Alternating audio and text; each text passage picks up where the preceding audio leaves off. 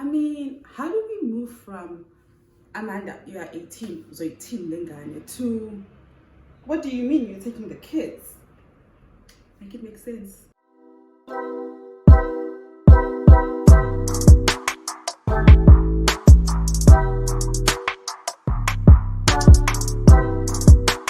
Hi guys, welcome to my channel and thank you so much for being here.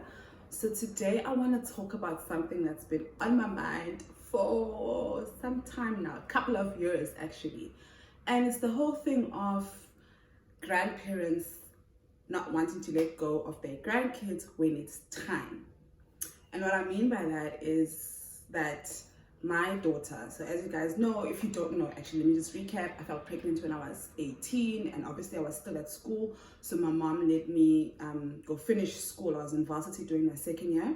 My mom let me go finish school and she took over the responsibility financially, physically, emotionally. She became my daughter's mother, and I will forever be grateful for that, because I don't know what would have been like for me, what life would have been like for me if she was like, keep your child, you know. So she's been taking care of my child for all of these years, but it's not like I haven't tried to take my child. So my mom, I'm from Durban, and I gave birth in Durban when I was 18 with my first child. Gave birth in Durban, and my mom was just like, okay, cool, you need to go back to school. Actually, just to backtrack a bit, I was raised, my mom was very strict. I was raised in a very strict family. I was not allowed to go for sleepovers. That's how strict my family was. And we grew up, all of us, we are all girls at home. There's a lot of girls at home, and we were all told, we grew up with this notion that wamita siyaqosha. Basically, if you fall pregnant, we want nothing to do with you, we are done, you know. And I was always so scared that, gosh, should I fall pregnant before I'm financially stable, I'm out of this house. So when I was 18 and I felt pregnant, I couldn't even tell my mom. I wrote her a letter and I left it at home for her to read when I was gone. That's how scared I was of her, because she had always put it in my mind that wamita ngiyaqosha, you know. So I had already been prepared that basically she's gonna say, get out of my life, I don't want nothing to do with you. But she surprised me and she said, you know what, finish school, I got your back. And she's had my back since, when it comes to my firstborn daughter and my second one, but we are talking about the first one right now. So I had her when I was 18. I went back to school, and luckily, and I finished my diploma in 2009, and luckily I didn't stay long without a job. So the following year I got an internship. You know, I was very grateful. My first internship was at YFM. It was unpaid, so I really couldn't do anything about it. I didn't stay there long. And then I got an internship at Caxton Magazines. Unfortunately, they've closed now, but that was my first job, first real job. And they paid me like 5,000 rands per month, you know. So the only thing I was paid, well, deductions was UIF, because you don't get taxed when the money is that little. So I don't pay like 5 grand. In my head, I'm like, finally, I've got a job, I'm getting paid, I can get my baby, you know. At that time, my daughter was, I think, 2. Yes, she was 2. I'm very excited. And go 5,000, guys. But I mean, that was my first paycheck. That was a lot to me. I lived in Cosmo, so Cosmo is a hood, it's a township. But you know, like I think every township has those flats within a township that are just there. And I was lucky, I lived there. I shared a 2-bedroom apartment with this girl, and the rent was about I can't remember the rent. It was a 2-bedroom, and the rent was 3.8, I think, because I remember my share was with electricity and everything. I think I paid about 1.5. I can't remember, but the rent was quite cheap for a 2-bedroom. So we moved in there, and I'm just like, I'm already seeing my child here. You know, I'm excited. I go back home for like a long weekend or whatever, and I tell my mom that, listen, I got the job and I've got a place to stay. It looks stable, and I can take Alwande. So my mom was like, okay, cool. How much do you earn? I'm like, 5,000. How much is the rent? 1.5. And she's like, how much do you spend for food? And then I start calculating. She's like, how much are you going to spend for taxis? You know, and at that time, I think my monthly transport to and from work was 600 rand. So I start calculating and I'm just like, yeah, taking a child is not going to make sense. She was like, yeah, it doesn't make sense. So I'll keep the child for now. Okay, cool. Thank you once again. Ciao. I go back to Joburg and I work. And then a year after that, I get at Caxton magazine still. There's like obviously a lot of magazines. I start freelancing for Bona magazine. And there's like a little money coming on the side. And then once the features writer there leaves, she left. And then the editor on top was just like, listen, the features writer left. And since you've been freelancing, you know the work, you know the audience, you know everything about the magazine. Why don't you join us full time? I'm like, hell yeah. I went from intern to full time. I'm like, hell yeah. So I call my mom. I'm like, I got a permanent job. I can finally take the kid, you know? She's like, okay. Doesn't entertain me. Oh, congratulations on the job. But okay. I'm like, okay, cool. I move out of Cosmo, where I stayed, and I go stay in downtown Joburg. In the area is called New Doornfontein. But if you are familiar with Maboneng, you will know it's right by Maboneng. It's just before Maboneng, you know? So I get myself a 1-bedroom there. And I think the rent was about 2,000 rand. I loved that place. It was my first place by myself. And it just meant everything to me. As a result, I stayed there for 5 years. So I've got now, it's a 1-bedroom. I'm not sharing anymore. And my salary has gone up just a little bit, you know? I think my take home at that time was it probably like 9,000, I think, you know? So I don't have a car. I don't have any loans. I don't have any debit orders. So in my head, I'm like, I can afford to live with my child now. Because clearly the first time my mom refused my child because it was about money. I've got the money now, so what's good? And also the flat I lived in, guys, I was so proud of that flat, yes, until my mom came and she just shut me down. The flat I lived in at the foyer had a creche. So you understand, Muslim, I've got it all figured out. So I tell my mom, I'm like, listen, this is where I'm staying now. I live by myself. I'm not sharing with anyone, so my child won't be in danger. And this flat is safe, blah, blah, blah. She's like, okay, cool. Let me come through and let me come assess it. Like, come over. What was that girl? My mom comes, yo, you guys, like, you know when someone's just like, crushed me. She comes and then she's like, before we even enter the flat, so obviously, okay, not because I love the place so much, I didn't even realize how bad it was. So if you are familiar with Maboneng, you know that there's like 2 bridges. So there's the Maboneng bridge and the bridge before that one, or after that one, depending where you're coming from. But I lived on the other bridge. And basically there was a taxi rank there. I don't know what's there now, but at that time there was a taxi rank. And we were busy, man. So you can imagine there's a taxi rank, there's like more mama who are cooking, there's pee all over, because you know men can be disgusting. There's pee smelled all over. It was just, in hindsight, it was bad, but I didn't see it that way. My mom comes, so before we even enter the flats, she's just like, this is where you want to bring the child. I'm like, yeah. She's like, okay, cool, let's go up. We go up. Okay, she likes the flat. So inside the flat was really, really nice. So she likes the flats. She likes everything about it. She's like, okay, so 1-bedroom you guys can share, but the surroundings are not great. The surroundings are not conducive for a child, so I will not allow it. I think you need to work a little bit more harder and move away from the space, because this is just not it for a baby. And also you want to take a baby who lives in a house where there's a yard and she's around, you can play, and you want to bring her to a flat. You don't even have a balcony. And you know, the more she spoke, the mom just like, okay, cool, yeah, she's making sense, okay, sharp. Stay in that flat for 5 years. And so I keep, like, obviously, like, I stayed in the same job also. So the salary doesn't go up that much, didn't allow for me to move away. Up until I left Caxton and I went to work at ETV. So ETV, they bumped the cheese up a little bit, and ETV also paid for your child's school fees, you know? So when I started ETV, I'm ecstatic. You know, I was able to move. So I moved from the flat in downtown, and I moved to North Riding. And because ETV, I think ETV pays like half of your school fees or something, but whatever school you choose, they'll contribute half of it. So definitely now I can afford it. It's not about money anymore. So I'm thinking to myself, like, my mom better give me my child now. It's not about money anymore. I don't live in the same area that you despise, and money is good. And besides that, money is good. My company is willing to meet me halfway with whatever school I choose, you know. So I have this conversation with my mom, and my mom is just like, yeah, I understand. And she comes over to my place to come see it. So she's like, okay, cool, yeah, I guess you could live with the child here. Problem is, Alwanda is already in like grade 4. So I just don't want you to just like mess her up and just like confuse the child. How about you just let her finish primary school? I'm like, okay. So the thing is, I grew up exactly the same way my daughter's growing up. My mom had me. She couldn't afford to stay with me for a lot of reasons. So I was raised by my grandmother.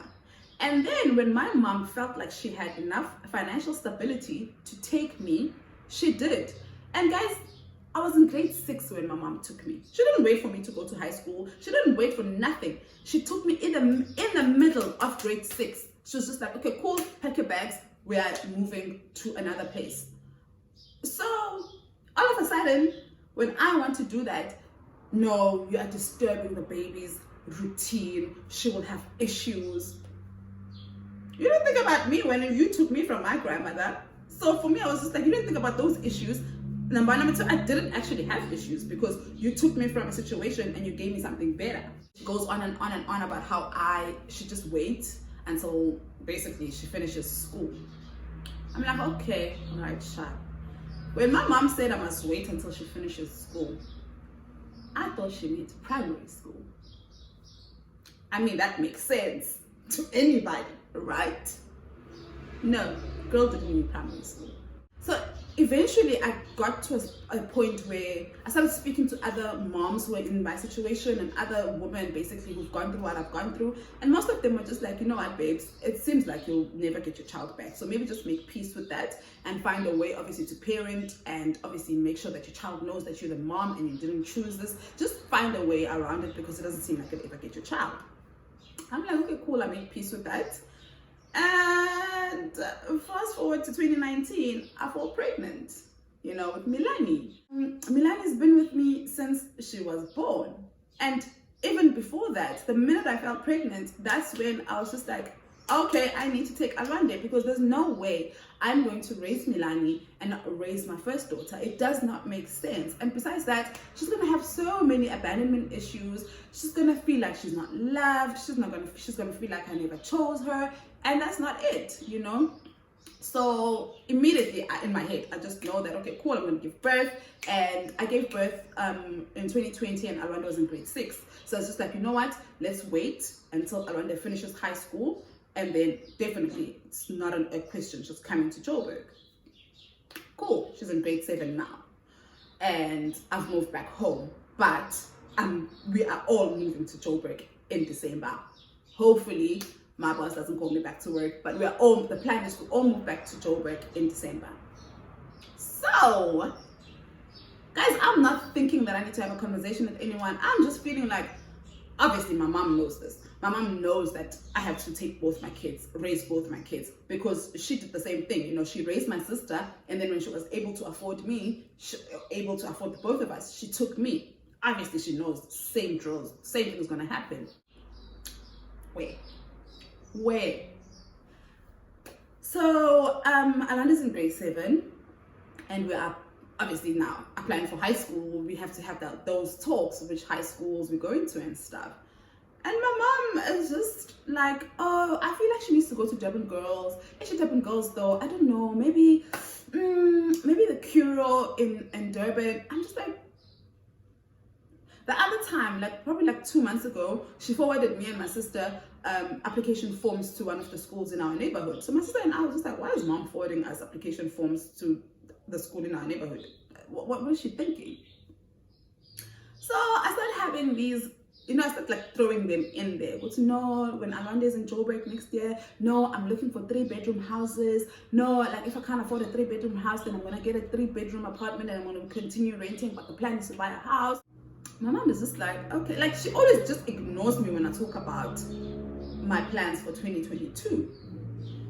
Up until yesterday, I was inspired to do this video yesterday because she called me and we're having a conversation. We had a conversation and she says to me, I don't know, Milani was doing something cute, you know?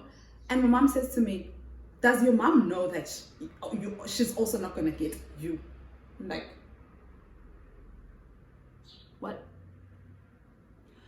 She's saying this to Milani. She's like, oh, you're so cute. You're gonna be such an amazing child. You're gonna grow up here like your sister. Oh, it's gonna be so amazing to have both of you here. Like, I'm like, please somebody wake me up. What is happening? What do you mean it's gonna be so amazing to have both of you here? Both of who? Like, what you talking about? She's like, yeah, when Amanda goes back to Joburg, I just feel like, mind you guys, she's talking to Milani, but obviously she's talking to me.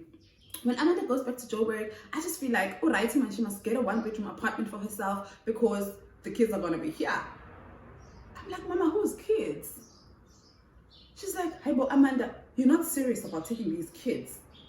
I'm like, she's like, okay, cool, you can take Umilani, but like you can't take Alwande. Like, we need to, obviously, we need to go start like going to these schools now, applying, because I already know it's late at some schools to apply for grade 8. You can take Milani, but you can't take Alwande. No, Amanda. Alwande like Kai. So I'm like, okay, cool. Great. Alwande like Kai. And I appreciate everything you've done for her, for me. But it's time. She's like, no. I'm like, what do you mean? I can't raise one child and not raise the other. She's like, you don't have to do that. You can just leave both. You can just leave both of them here. I'm just like, are you joking, right? She's like, no, Amanda, I just feel like lento yakho yokuforsa to go to Joburg, ungenayo indlu, uyolambisa ingane. For those who don't understand Zulu, she says basically me going to Joburg when I don't have a house and I don't have stability. The only thing stable I have is my job, but like I don't have a house. And she just feels like the kids are gonna suffer financially because I'm just forcing things. I'm just like, so you want me to leave both my children here with you? When am I gonna get them? She's like, obviously, Alwande was a matric, and then Milani, there are great creches here. Milani is 1, and my plan is to take her to creche when she's 3. So you're telling me that when Milani is 3, she's still gonna be here? Like, my mom has thought about it. Has thought about it in depth. Like, she even told me about these creches that she saw for Milani, and then Alwande is gonna go to Durban Girls High. I'm just like, do you understand that it means that I would have never lived in the same house as Alwande? I would have never raised Alwande, because once she goes to Durban Girls High, the next step is varsity, and chances are she's gonna want to live at Rays. So you're telling me that I would have never had the opportunity to live and raise my firstborn daughter. And not only that, you also now want to take away my second born, because it's not about money anymore. In the beginning, you said that I earned 5,000 rand, so I can't afford. And you were right. And then after that, you were like, no, we can't disrupt Alwande's life by just uprooting her from primary school. Let's wait for her to finish school. So when you said let's wait for Alwande to finish school, you didn't mean primary school. You meant high school. You mean finish school. And I'm just like, and now, your excuse now, because you know that money is not an issue anymore, your excuse now is, since you can't, because my thing is like, I can't take one child and leave the other, and your thing now is leave them both, and your excuse now is you don't have a house. I can rent, babe. I can continue renting. I've been renting my entire life. Guys, my question is, why is it so hard for grandparents to let go? I mean, these are the same people who wanted nothing to do with you when you were pregnant. Guys, my mom was supportive, but from a distance. When I was pregnant the first time, I remember when I'd come home, I think I was 6-7 months when I came home, she didn't even want to look at me. She didn't even want to walk down the street with me. So how do we move from that to, these are my kids though? You can go back to Joburg by yourself and go live your life, get a 1-bedroom apartment. It's going to be cheaper. And she says to me, yeah, it's going to be cheaper. Go get a 1-bedroom apartment while you save money so you can buy a house for these kids. So I'm like, okay, cool. By the time I can live with these kids, Alwanda is going to be 18. She's not going to want to live with me because she's probably going to want to live at Reyes. Milani is going to be, what, 7? Okay, at least with Milani, then we can start primary school together. But besides the fact that you're taking away what I would like to do now, it's I don't know how to explain it without sounding ungrateful. I'm really, really grateful for my mom raising my daughter for me. As I said, guys, I don't know. I was 18. I didn't know what I was gonna do. Even when I think about it in hindsight now, I'm just like, I wouldn't be where I am if my mom didn't take over that responsibility for me. And I cannot thank her enough. I will forever be grateful. I don't know, like, I will forever be grateful. But when do I get to be another? When do I get to raise my kids? You know? And now it seems like me asking for Alwande, it seems like I'm ungrateful. It seems like I'm basically pissing in her face. See, she made me feel like I'm not grateful for raising Alwande. And now that Alwande is in an age where I can handle everything, I'm just gonna take her. And I'm just like, I need her to think about the kids in the long run. I don't know if you guys were raised with all your siblings in the same house by your parents, but if you're not, I wasn't. My mom took me when I was, I think, 13, 11, 12, around that age actually. And I remember the fact that she lived with my sister.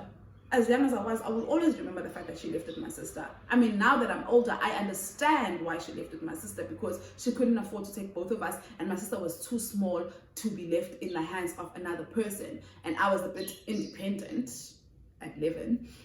I was a bit independent, so it was easier to leave me than to leave her, you know? And she took me, and she was able to raise me and my sister from my grandmother. Why is she now not wanting for me to do the same? Why is it such an issue for her to just let go, you know? And how do I have this conversation? I mean, yesterday I tried to sit her down and just like, not even about me, but thinking about Alwande. Think about what's going to happen to Alwande. Alwande already has abandonment issues because her father is not there. Her father has never claimed her from day one.